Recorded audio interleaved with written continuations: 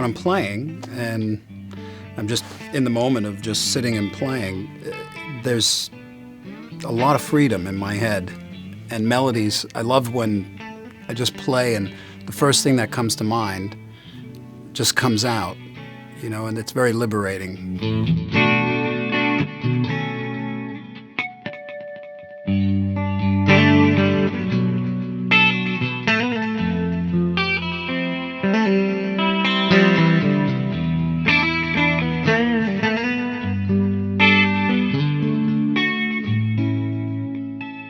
I was very young when I first kind of woke up to music. I think I was like 4 or 5. I remember I walked up to a piano and I hit a note and music just became clear to me, the process of creating music. When I was about 7 or 8, I think, I saw a young boy playing the guitar in my school. And I walked into the auditorium, and I don't know, he was like 9 or 10. When you're 7 or 8, somebody that's 9 or 10 is like a god, especially if they have a guitar. That was a very powerful moment. It was like a moment of clarity because I just saw it and everything kind of went away. I just saw this guitar hanging off of this young kid and immediately fell in love with it. I just instinctively understood what it was. It was like it was always there, but I didn't find it until then. And as soon as I saw the instrument, there was an immediate connection.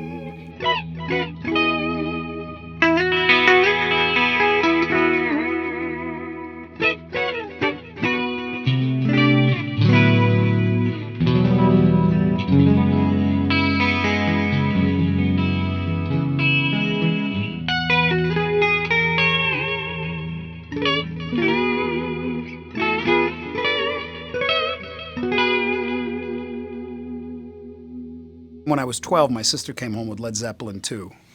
And the moment that I heard Heartbreaker, the fantasy of playing the guitar, it switched from wishing that I had a guitar to desiring to play one, to right at that moment when I heard that, the intention was solid. I said, I'm going to play the guitar. And I had a friend that had a guitar that he never played, and it was one of those Tesco Del Reys, And it was hanging on the wall in his bedroom, and I bought it for $5, and that was it. I mean, that guitar, I did everything with it. They say, oh, I used to sleep with my guitar. Every night it was in the bed. But I'm not really natural at playing an instrument, oddly enough. I had to work really hard at the guitar.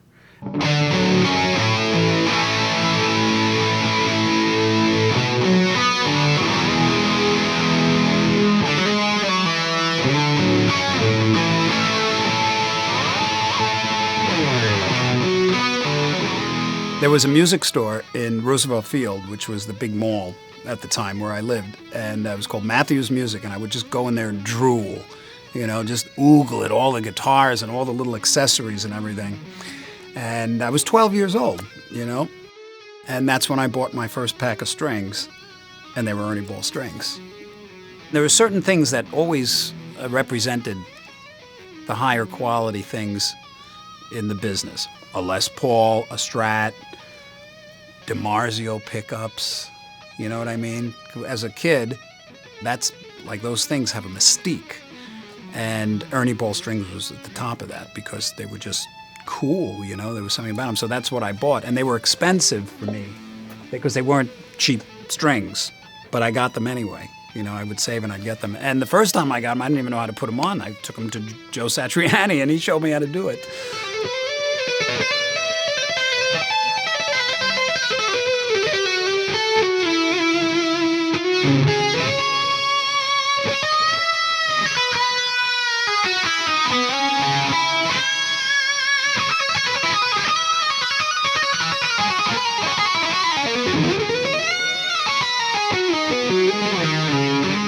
The gauges haven't really changed. I'm basically a 9 through 42 guy. Sometimes I go heavier on the low end. It's based on how long I've been on tour. Because you can sit and play in this, in your room all day, but when you hit the deck, everything changes, just the way you play. So after a little while, my fingers get real strong. They get more powerful when I'm on tour.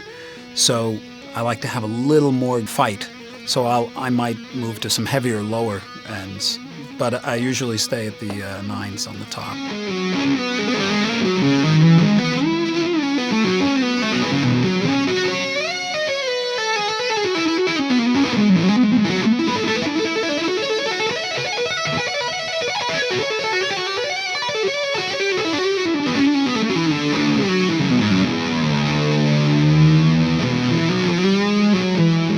When you're a musician, or in any field, there's two basic levels of understanding and creating your craft. One of them is the technical side, the technique. And in any field, there's a period where you have to kind of own up and get some technique. Now, for someone like Allan Holdsworth, his desire for having a particular technique to get his point across was different than Kurt Cobain's. They're both valid because they're both individuals that have a particular message. So there's the technical side, and for a musician, a guitar player, it could be years of honing your craft to get the technical side together. But then at some point you have to go deeper than the technique. You know, you have to get in touch with your instincts, your musical instincts.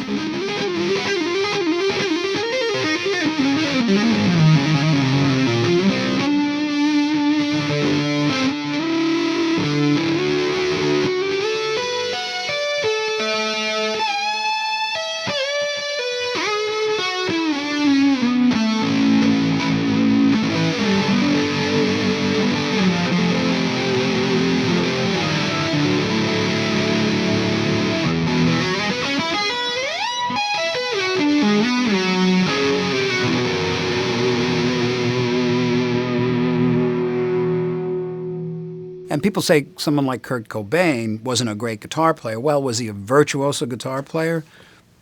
You can argue not. But was he effective? Try to play like Kurt Cobain. It's not that easy, you know, or Billy Joe Armstrong. I mean, you ever see him play? It's visceral. Every note in every chord pops. Do you know what I mean? It sounds like a giant orchestra. That's hard to do, but it was in his head. And he required a particular technique, amount of technique, to follow what he was hearing in his head. For someone like myself, I wanted it all. You know, I wanted effortless, what seemed almost infinite technique, you know. I still work on it every day. And I wanted the deeper, I wanted the melody. So for me, it required a lot of technique.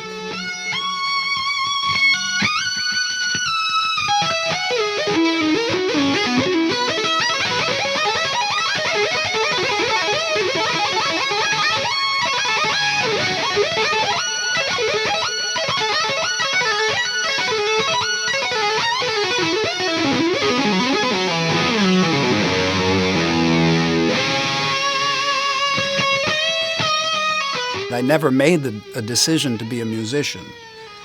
Do you know what I mean? Because if there was a situation where I was going to make a decision, that would have meant there was an option.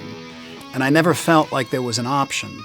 Everything that has come to me in my career really came to me. You know, I didn't go out and look. All I did was follow the one thing that was most thrilling and exciting to me, and that was creating music when a new idea came up. No concern about the future, really. And the future took care of itself beautifully, better than I could have ever possibly orchestrated it. Find what you love and throw yourself into it, and the rest will take care of itself. Now, I know that sounds cliche and almost impossible to believe, but that's what happened to me. And like I say, it doesn't mean that you don't go out and kind of put your feelers out for things you'd like to do. But frankly, nothing that I looked to do, except for the music, ever really turned out with as much of a surprise and a delight in it as the stuff that just came seemingly out of nowhere.